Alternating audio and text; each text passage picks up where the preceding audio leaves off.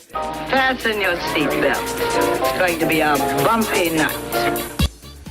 Hi everybody, Stuart here for Artful Geographic. It's been a long time, but back, ready to make some more videos. And this week we are going to do Florida Week. All Florida all the time. I have about 500 to 700 cards from Florida that I want to list.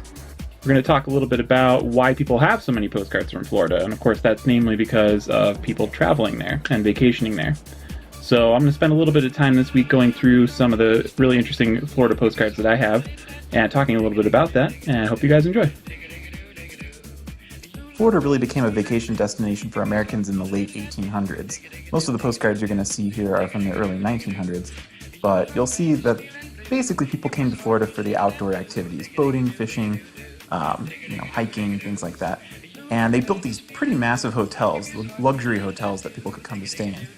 Problem is that they were seasonal, they were hard to run, they were expensive, and unfortunately the Great Depression really decimated a lot of these really fancy old hotels. Very few of them are still around today. By the 1940s, Florida had started to regain its position as a popular vacation destination for Americans. It was popular for soldiers on leave during World War II, and a lot of people just came down to Florida to enjoy the nice weather, particularly from places like the Midwest where their industrial jobs were kind of getting them down in the wintertime. People started to enjoy some other roadside attractions. People were starting to go on more road trips during this time period, although it still wasn't quite as popular as it was to become in the 50s and 60s. People would go to restaurants, go to the dog track, racing track, enjoy the beaches, and it just became a place that a lot more people started to go and visit.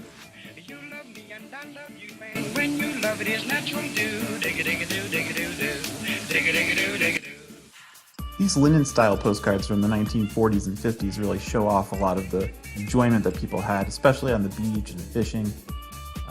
Kind of an iconic time period in postcards because of companies like Kurt Tyke that produced a lot of these images that you're seeing here.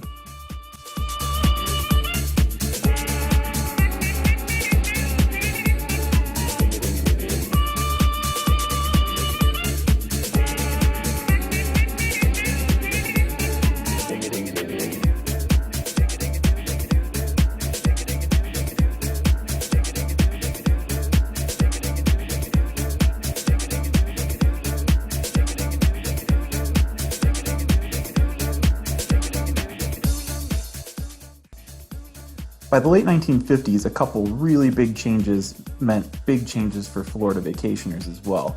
First of all, people had a lot more free time. As incomes rose across the United States, the middle class really emerged in the US after World War II, and people had a little bit of extra time and extra money to go on vacations. The other thing that happened is highways. People started to go on road trips across the United States, and Florida was no exception.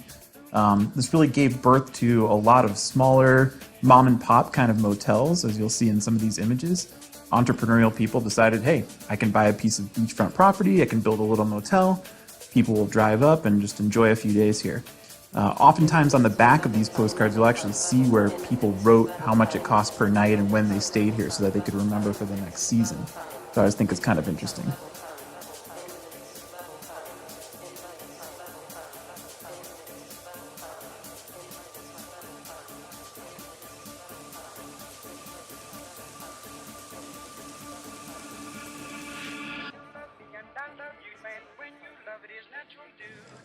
In addition to motels, you can see a lot of roadside restaurants as well.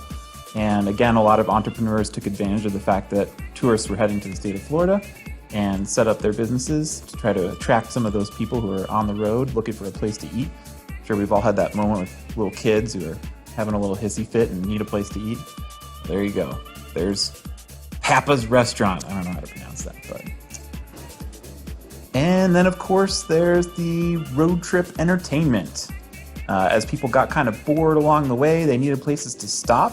And, if you were on your road trip from Ohio or Pennsylvania or Illinois and you were heading down to Florida, you wanted a place to stop and go find some entertainment. So why not go check out Delmar the Dancing Bantam Hen? Anyway, lots of places emerged. Places like Weeki Wachee, where you had the underwater mermaids. You had Parrot Jungle, as seen here.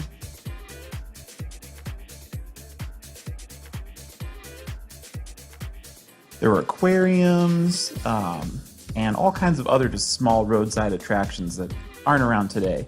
Here's a great shot of a seaquarium. And of course, Cypress Gardens was huge too. Lots of water skiing shows, as you'll see in the next couple postcards here. And people could kind of sit in the stands and watch these exciting synchronized shows.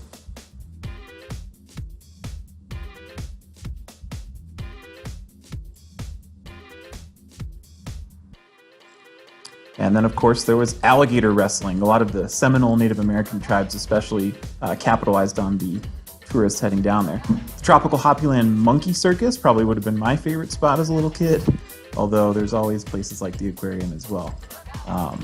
When I was a kid in the 1980s, I went on a trip down to visit my grandparents in Florida, and we went to Parrot Jungle, we went to Disney World. We didn't go to the Miami Wax Museum, but I'm not sure that's still around. Barnum & Bailey's Circus Hall of Fame, another big tourist destination. And of course, racing and things like that were also places for adults to go and spend some time. And then, possibly the most important thing that has ever happened in Florida tourism history is the opening of Disney World. In 1971, Disney World opened up and brought millions more tourists to the state of Florida. Probably ended up killing off maybe some of the other smaller roadside attractions that existed in the state, but today that is now one of the biggest tourist attractions in the entire world, brings billions of dollars to the United States and the state of Florida every year. Thanks for watching, everybody. Please feel free to check me out over on Instagram or at my eBay store.